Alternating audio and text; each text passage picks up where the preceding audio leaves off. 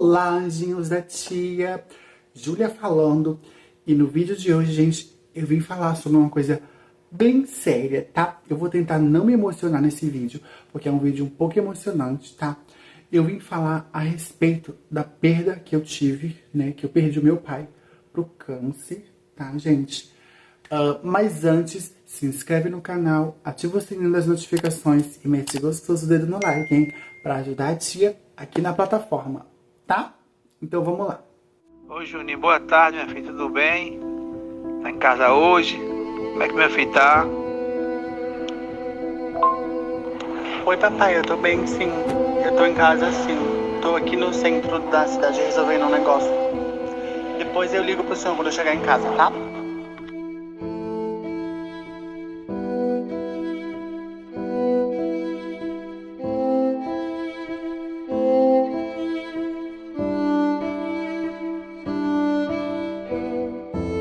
Oi, Juninho, meu filho tá trabalhando hoje, bom dia. Feliz aniversário, meu filho.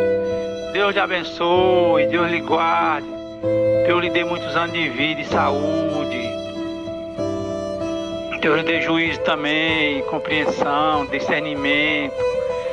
Que Deus lhe abençoe, meu filho. Ô, meu filho, parabéns. Deus abençoe, eu também te amo, meu filho.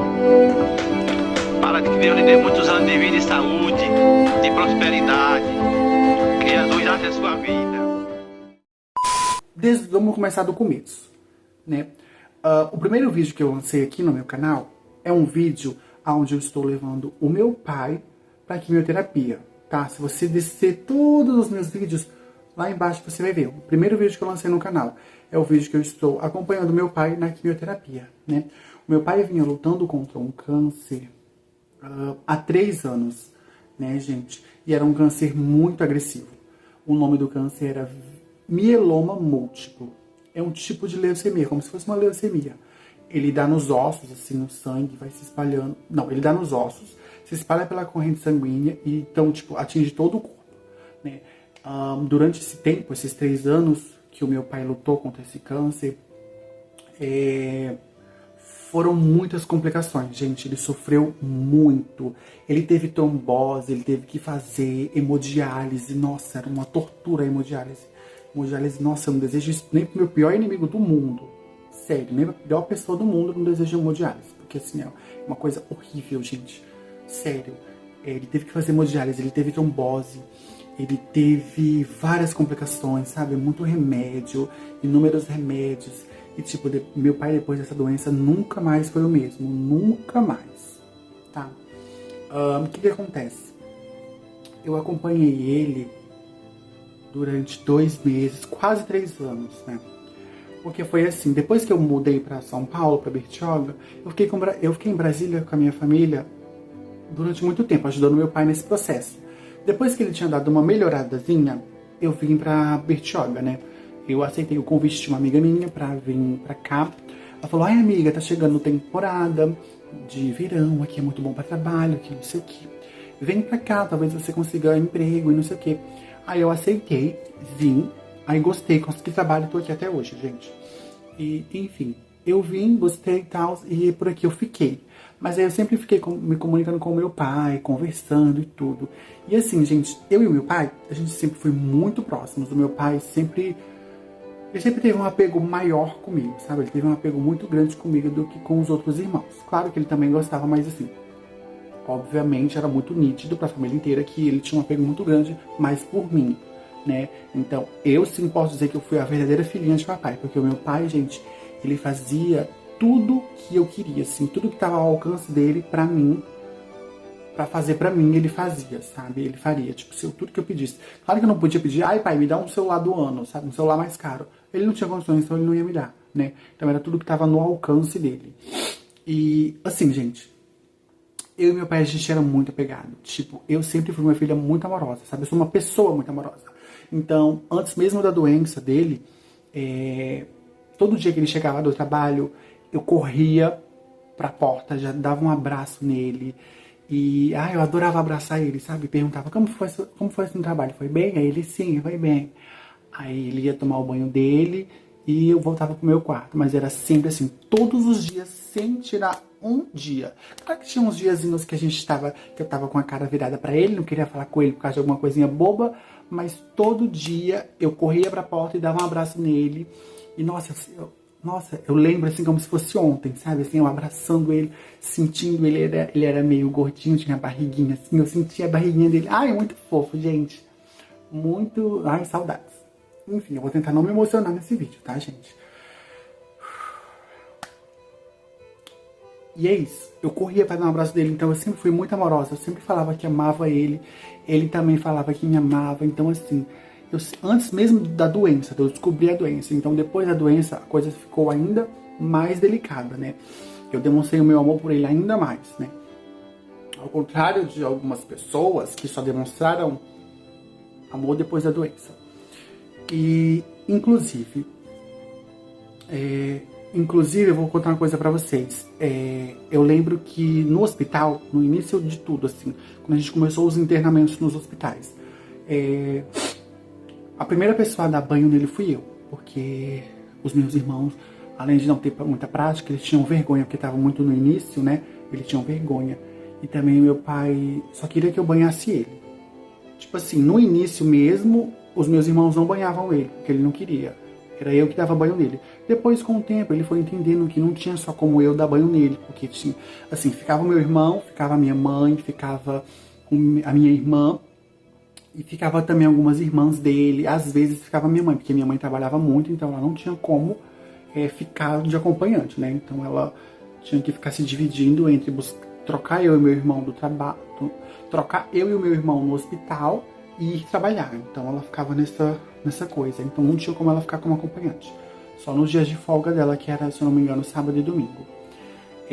Então ficava alternando, eu e meu irmão. Aí depois de um tempo meu pai começou a tomar banho com as outras pessoas. Com os meus irmãos, com a minha mãe. Mas assim, no início ele só conseguiu comigo, né? E eu lembro também que enquanto eu estava lá, a pessoa que mais ficou com ele no hospital fui eu, né? Como acompanhante. O meu irmão tinha uma resistência muito grande em ajudar o meu pai, né? O meu irmão, ele é muito frio, digamos assim. O meu irmão, ele sempre foi muito frio. E detalhe que essa minha família, eu já contei aqui pra vocês, tá, gente? Essa minha família que me criou é minha família adotiva. Eu tenho a minha família biológica e tenho a minha família adotiva. Esse meu irmão, ele é filho biológico do meu pai que me criou. Mas pra mim, o meu pai é só o meu pai Mário e acabou, não existe outro pai. Porque assim, o meu pai biológico eu não cheguei a conhecer. Eu até conheço minha mãe biológica, falo com ela, a gente, né, super se dá bem. Inclusive, depois eu vou trazer um vídeo aqui no canal com a minha mãe biológica, tá, gente? Pra vocês conhecerem ela. Mas, enfim. Onde eu parei? Tá. E aí, o que acontece? O meu irmão, ele sempre foi muito resistente, né? Ele nunca quis ajudar de verdade o meu pai. Ele tava sempre reclamando. Então, assim, ele fazia as coisas por, sabe?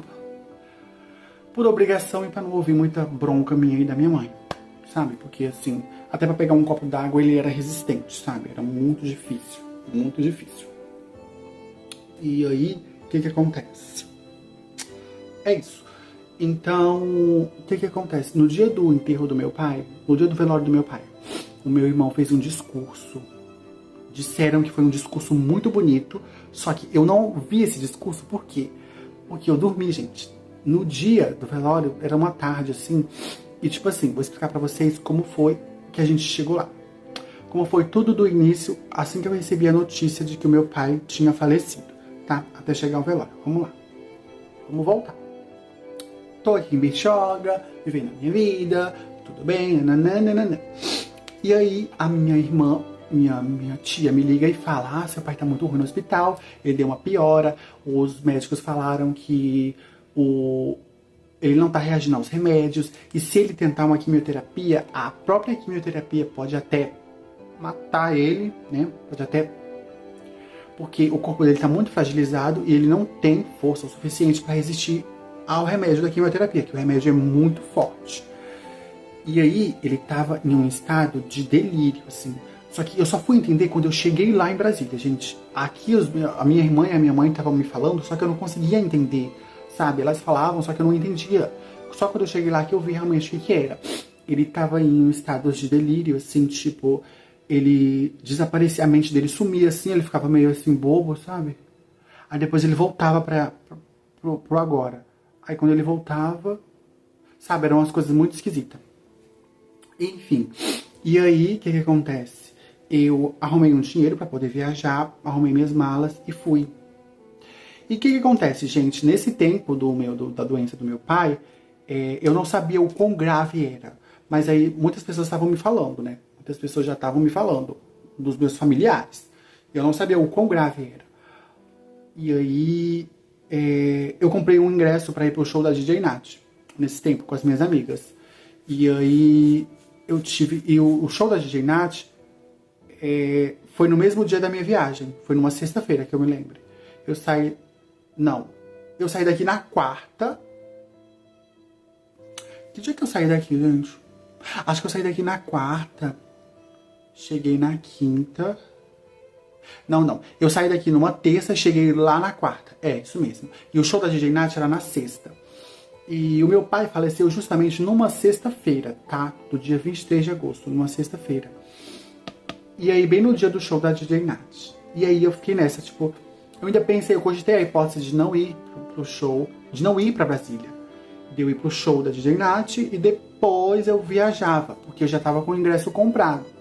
Gente, a melhor coisa que eu fiz na minha vida foi ter feito essa viagem, porque se eu perco o meu pai e eu tô num show da DJ Nath, cara, eu não sei, eu nunca ia me perdoar na minha vida, gente. Sério, nunca na minha vida que eu ia me perdoar. Porque assim... Mas graças ao universo, graças a todas as forças mais poderosas, eu tava lá, eu viajei. E assim, na viagem eu já tinha em mente que eu ia perder o meu pai, né? Porque dentro do ônibus eu já tava esperando que eu ia chegar lá, eu ia perder o meu pai. Porque, gente, eu também meio que queria. Não é um querer que ele morra, mas é um querer que ele descanse, né? Entre aspas. Eu já que tava... sentindo dentro de mim que eu ia perder meu pai, eu também queria que ele descansasse, porque, gente, ele sofreu muito, muito mesmo. É uma doença muito violenta, e a pessoa que está nessa situação, ela sofre duas vezes. Ela sofre por estar nessa situação e sofre por ver quem ela ama sofrer, entendeu? Então, é muito difícil, muito difícil. Eu me coloquei muito no lugar do meu pai, muito mesmo. E assim, eu tenho uma facilidade muito grande de ter empatia pelo próximo, né? Eu sou muito empática, assim. E então eu me coloquei muito no lugar dele. Eu imaginei que ele poderia estar sofrendo muito, porque tá naquela situação, sofrendo daquilo, você tá dependendo de pessoas e você tá sofrendo, e aí fazendo as pessoas que você ama sofrer, e as pessoas já cansadas de lutar com você, sabe? Então, assim, é muito cansativo psicologicamente, emocionalmente, espiritualmente, de todas as formas, gente. Então eu imagino muito bem o que o meu pai deve ter passado. Tá? Então, no caminho que tava indo para Brasília, dentro do ônibus eu já imaginei, eu já pedi, meu pai vai descansar, ele precisa de descanso, ele sofreu muito, eu vou entender, descansa, e vim. Quando eu cheguei no hospital, quando eu cheguei em Brasília, eu só fui no hospital durante a noite, né? Porque tinha alguém acompanhando ele, não lembro se era minha mãe ou minha tia. Mas tinha alguém acompanhando ele, eu só podia ir durante a noite, que era o horário do acompanhante sair e o outro do visitante, né? E aí, eu lembro que minha irmã me falou que...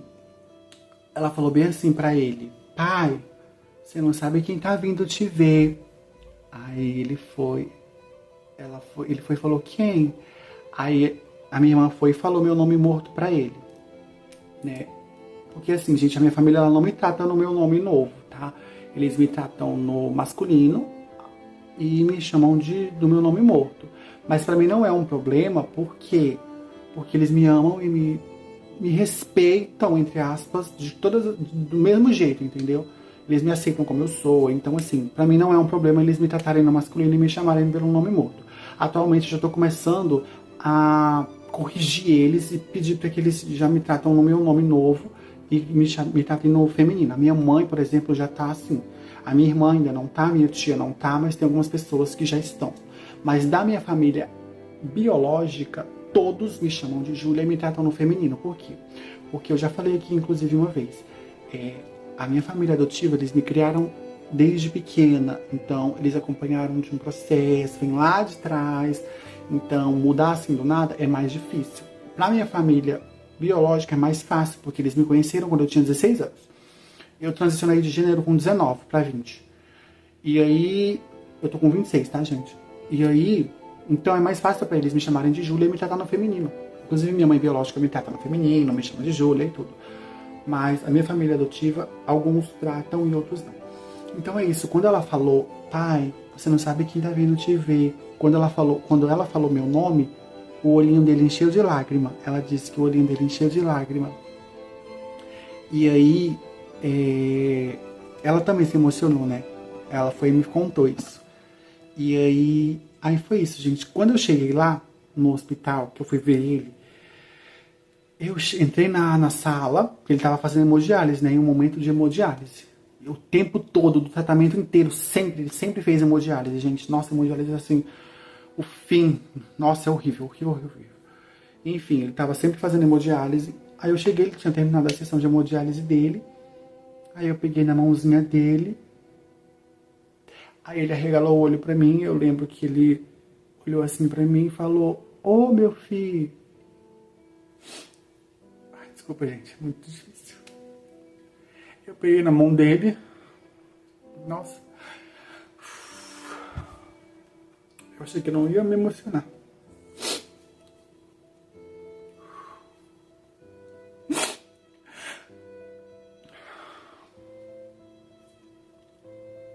Calma que eu não vou cortar essa parte.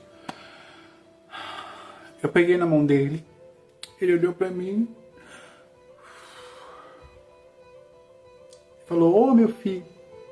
Porque assim, gente, ele nunca conseguiu me tratar no feminino e nem me chamar pelo meu nome novo. Mas eu sempre amei ele da mesma forma, porque ele sempre me amou e sempre me respeitou, sabe? Então, isso pra mim nunca foi uma grande questão. Aí eu olhei pra ele e falei: "Eu tô aqui, papai." Porque assim, gente, eu sempre chamei.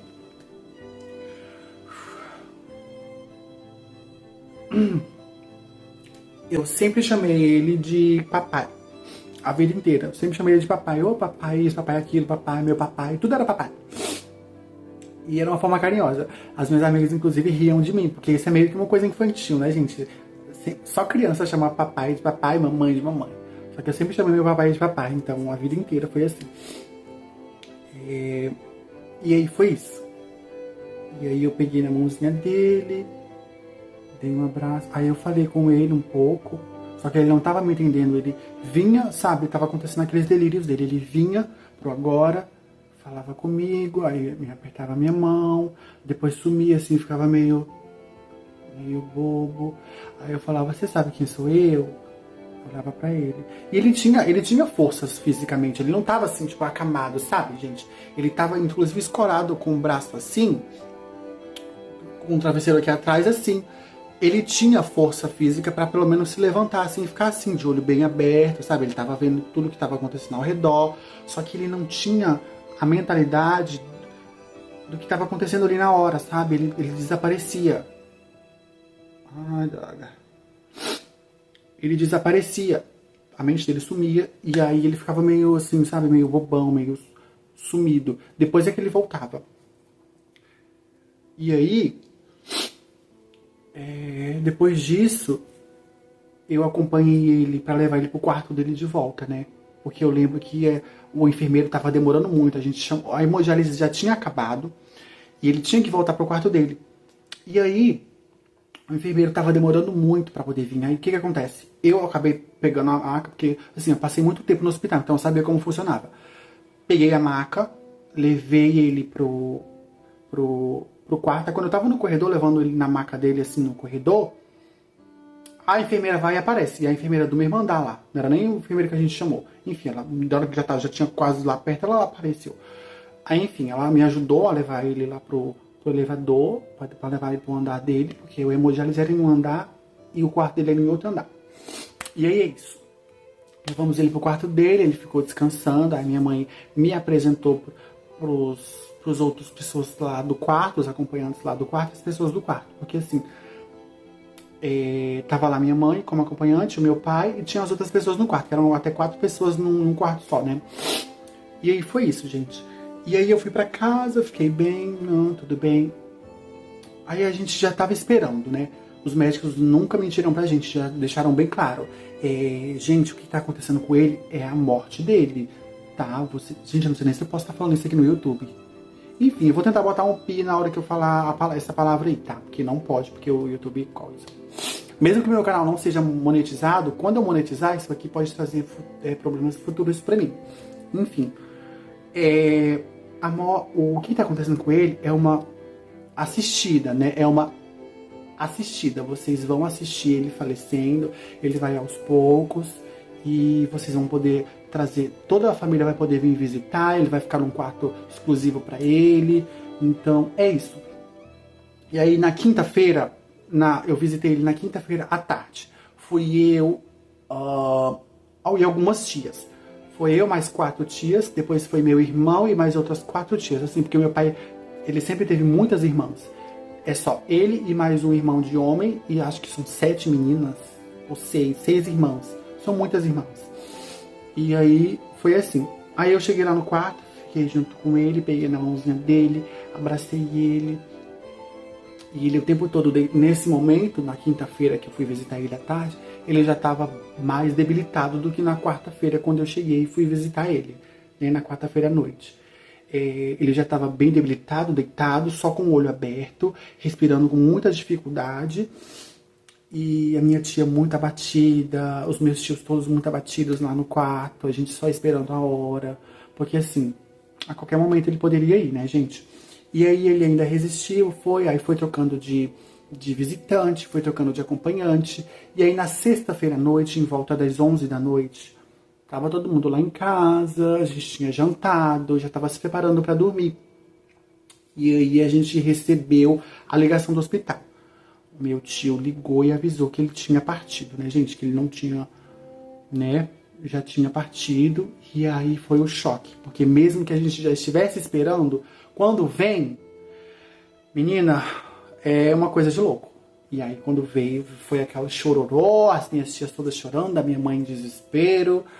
E eu sou muito forte, sabe, gente? Eu sou muito resistente. Eu sou muito forte. Naquele momento eu não chorei, né? Eu fiquei emocionada, muito triste, não chorei. Porque os meus momentos de choro são momentos meus, que eu tô sozinha, né? E tudo.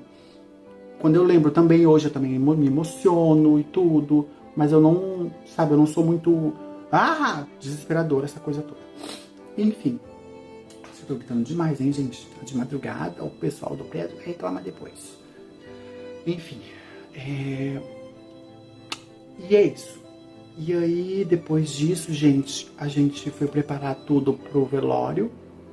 Ainda bem que ele tava Uma criança começou a chorar. A criança aqui do prédio, que vive perturbando.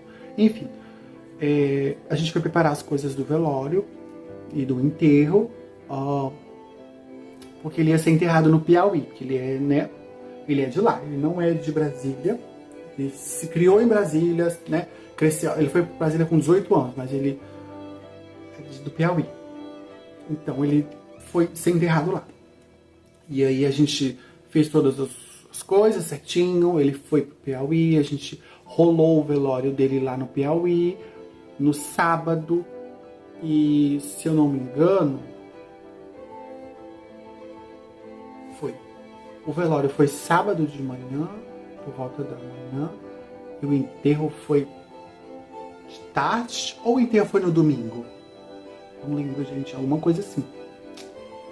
Enfim, rolou tudo, e aí no momento do velório, o meu irmão fez um discurso, só que eu não vi esse discurso porque eu tava dormindo, né? Cheguei na parte do discurso. Eu não vi esse discurso porque eu tava dormindo, mas todo mundo falou que foi um discurso muito bonito. E outra também, lá no hospital, no momento em que o meu irmão foi visitar o meu pai, ele também fez um discurso, falou muitas coisas pro meu pai, pediu muitas desculpas para ele por não ter ajudado o suficiente e tudo. Eu não precisei falar nada pro meu pai quando eu tava com ele, porque tudo que eu poderia fazer e falar, eu fiz enquanto ele estava bem, enquanto ele estava vivo, enquanto ele tinha saúde, mesmo com câncer, ele tinha saúde antes da doença. Eu falei também, fiz muito por ele também. Então, assim, o meu pai partiu, a minha consciência partiu, tipo assim, super tranquila também. A minha consciência tá super tranquila, porque eu fiz o que eu pude e fiz o máximo que eu pude. Então, assim, arrependimento zero, gente, porque, assim, super tranquila. Fiz tudo o que eu pude e demonstrei o máximo que eu pude. Então, assim, nessa questão, eu sei que ele pode descansar em paz, porque, né, já outras pessoas da família, né, tiveram que fazer isso. Por exemplo, meu irmão teve esse discurso, aí pediu desculpa lá no momento do hospital, lá no momento antes da gente descobrir que ele faleceu, né, na quinta-feira, um dia antes. E aí foi isso. Eu não precisei fazer nada. Mas lá no velório também não fiz discurso nenhum, só peguei na mãozinha dele, né, e tudo. E é isso. Aí a gente enterrou ele, tudo direitinho. Do Piauí, a gente voltou pra Brasília. Então, assim, gente, eu fiz muita viagem. Eu saí de São Paulo, fui pra Brasília, de Brasília, fui pro Piauí. Do Piauí, voltei pra Brasília pra depois voltar pra São Paulo. Muita viagem, muita coisa. Mas foi tudo isso que eu enfrentei, né? Pra passar aí pelo velório e pelo enterro do meu papai, queridíssimo, tá? Que eu amei muito e amo até hoje, né, gente? O amor nunca deixa de existir, mesmo que a pessoa não exista mais. Eu ainda amo ele, e onde quer que ele esteja, todo mundo aqui sabe que eu sou agnóstica, não tenho religião. Então, onde quer que ele esteja, eu sei que ele tá cuidando de mim, olhando por mim, me guiando. E é isso que eu acredito. Eu acredito que ele esteja bem, né? Muito bem. Meu pai tinha apenas 60 anos, gente. Tipo, novo, né? Tipo, 60 anos. Um câncer muito agressivo. Se não fosse essa doença, o meu pai viveria muitos anos. Sabe por que eu sei disso? Porque o meu pai sempre foi muito saudável, gente. Sabe? Ele sempre cuidou muito da saúde bucal, da saúde física, da saúde alimentar dele, sabe? Ele sempre se cuidou muito, ele não tinha vício nenhum, não fumava, não bebia. Então, assim, ele era muito saudável mesmo. Então, ele ia viver muitos anos. Se não fosse essa doença, ele ia viver muitos anos. Mas aí, infelizmente, né, a gente veio a perder ele. Mas é isso, gente. Eu acho que ninguém nunca tá preparado para um luto, né? E o luto é uma coisa assim que você nunca vai saber, só você passando na pele que você vai saber o que é realmente um luto. Porque perder uma pessoa que você não tem proximidade da família é uma coisa. Perder um primo que tá lá no Piauí, por exemplo. Perder uma tia que você não vê quando você tinha 5 anos de idade. Isso aí é bem diferente do que perder um pai que você, tipo, viveu a vida inteira, que você foi criada com ele, que você passou por todo o tratamento para poder ver, para poder torcer pela cura dele.